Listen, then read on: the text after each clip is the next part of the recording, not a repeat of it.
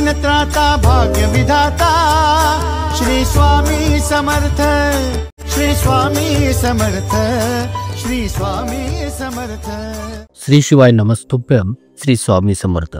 भक्तो नमस्कार। कोणत्याही भक्तास, कोणत्याही साधकास जे लोक पूजापाठ करतात त्यांना हे कसे माहीत पडेल की त्यांच्याजवळ कोणती दिव्य शक्ती येत आहे? भक्तो, तुम्हाला हे कसे माहीत पडेल की तुमच्या इष्टदेवतेची सकारात्मक ऊर्जेची शक्ती किंवा तिचा वास तुमच्या आसपास किंवा तुमच्या शरीरात होत आहे?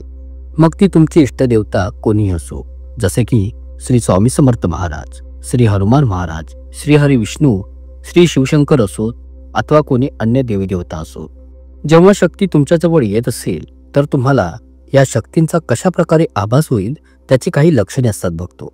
तर भक्तो, हे मी स्वतः माझ्या जीवनामध्ये जे आजपर्यंत समजून घेतलेले आहे आणि जे जाणून घेऊन अनुभवलेले आहे त्याच्याच आधारावर तुम्हाला अशी 7 ते 8 लक्षणे सांगणार आहे, ज्यांच्या माध्यमातून तुम्ही हे जाणू शकता की तुमच्याजवळ 100% कोणत्या देवीची अथवा देवतेची शक्ती तुमच्याजवळ येत आहे, तिचा वास तुमच्यात होत आहे किंवा त्यांचा काहीतरी अंश वा कोणी दूत तुमच्याजवळ येत आहे।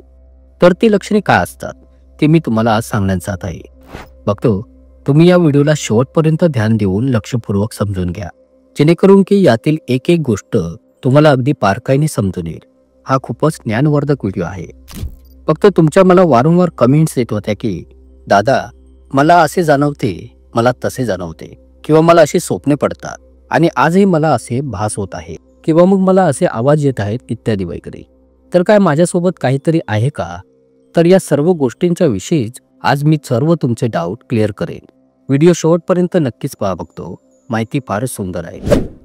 तर सर्वप्रथम मी आपणास हे इथे सांगू इच्छितोय की ज्या व्यक्तीजवळ कोणत्याही देवी देवताची कोणती शक्ती अथवा कोणता अंश त्याच्याजवळ येतो अथवा त्याचे कोणी दूत त्यांच्याजवळ येतात, तर त्या शक्तीचे सर्वात प्रथम मी सर्वात जास्त महत्त्वाचे जे अनुभवलेले आहे ते हे आहे की पूजा करतेवेळी त्या व्यक्तीचे डोळे जड होऊन जातील। मग तो जेव्हा तुम्ही मंत्रजप करता, ध्यान करता, त्याच वेळी त्या व्यक्तीस खूप मोठमोठ्या भरभरून वारंवार जांभया येऊ लागते आणि त्यांच्या शरीरावर जसे की त्यांच्या खांद्यावर कोणीतरी भारी वजन ठेवल्याप्रमाणे बसलेले त्यांना जाणवू लागेल। त्यांचे पूर्ण शरीर खूपच भारी होऊन जाईल आणि पूर्ण अंगात झटके, शिरशिरी जाणवू लागेल, अंगावर काटा येईल। तर हा पहिला संकेत असतो ज्याने की तुम्ही हे जाणू शकता की तुमच्या इष्टदेवतेच्या त्या दिव्य शक्तीचा तुमच्यापाशी वास झालेला आहे। फक्त दुसरे लक्षण असे असते की तुम्हाला अचानकपणे कोणता तरी सुगंधित वास येऊ लागेल। ज्या प्रकारच्या देवी देवतेची शक्ती तुमच्यापाशी असते अगदी त्याच्या संबंधित सुगंध येण्यास सुरुवात होईल। तुमच्यापाशी कोणी गंधर्व शक्ती आहे किंवा कोणत्या देवीची शक्ती आहे तर त्याच्या संबंधित तुम्हाला सुगंध जाणवू लागेल, जसे की कोणत्या गुलाबाचा, चमेलीच्या प्रमाणे सुगंध येतो। तर हेही एक लक्षण असते। बघतो, तिसरे महत्त्वाचे जे लक्षण आहे ते असे आहे की तुम्हाला स्वप्नांमध्ये देवी देवतांचे दर्शन होण्यास सुरुवात येते किंवा मग कोणत्या तीर्थक्षेत्रांचे, मंदिरांचे दर्शन होणे। तर बघतो, कधी कधी जर तुम्हाला स्वप्नांमध्ये असे जाणवते की आपण कुठेतरी आकाशात उडत उडत कुठेतरी जात आहोत, कोणत्या तीर्थस्थानी जात आहोत, सुंदर सुंदर नैसर्गिक दृश्य तुमच्या नजरेस पडत आहे आणि तुम्हाला खूपच मनमोहक आनंद प्राप्त होत आहे, तर हे लक्षण देखील जास्तीत जास्त त्याच भक्तांसोबत आढळून येते ज्यांच्यासोबत कोणती दिव्य शक्ती वास करते आणि त्याचा पूर्वाभास होतो। मग चौथे लक्षण जे आहे ते असे आहे की तुमचा जो स्वभाव आहे, चरित्र आहे, तुमचे जे जीवनचरित्र आहे त्यात हळूहळू परिवर्तन घडून येण्यास सुरुवात होईल। तुमच्या जन्मापासून जसे की तुम्ही वाढत गेलेले आहात तेव्हा तुमचा स्वभाव काही वेगळा होता, पण ती व्यक्ती जी असते तिचे चरित्र पवित्र व चांगले आदरणीय होण्यास सुरू होते। म्हणजेच की ती व्यक्ती खूपच चारित्र्यवान बनू लागते। ती यापुढे कोणासोबत फसवी व कपटी वृत्तीने वागणार नाही, कोणाला वाईट बोलणार नाही आणि नाही कोणाविषयी कोणता वाईट विचार तिच्या मनात उत्पन्न होईल। सर्वांना एक समान पाहू लागेल, सर्वांच्या भल्यासाठीच विचार करू लागेल। तर हेही एक काहीतरी त्या व्यक्तीसोबत कोणती दिव्य शक्ती असण्याचा एक संकेत आहे, जो मला सुरुवातीपासून माझ्या पाहण्यात येत आहे। बघतो, पाचवे लक्षण हे असते की अचानकपणे पूजा करतेवेळी कोणता तरी आवाजही तुम्हाला ऐकू येऊ शकतो। तुम्ही झोपेत आहात, तुम्हाला अचानक कोणाचा आवाजही ऐकू अथवा कानी पडल्याचा जाणवू लागेल। कधी रस्त्यातून एकटे चालत आहात आणि अचानक तुमच्या कानी कोणी तुम्हाला आवाज दिल्याचा तुम्हाला जाणवते, तर हे एक लक्षण असते। सहावे जे लक्षण असते ते हे असते की त्या साधकाला, त्या भक्ताला पूर्व आभास होण्यास सुरुवात होते.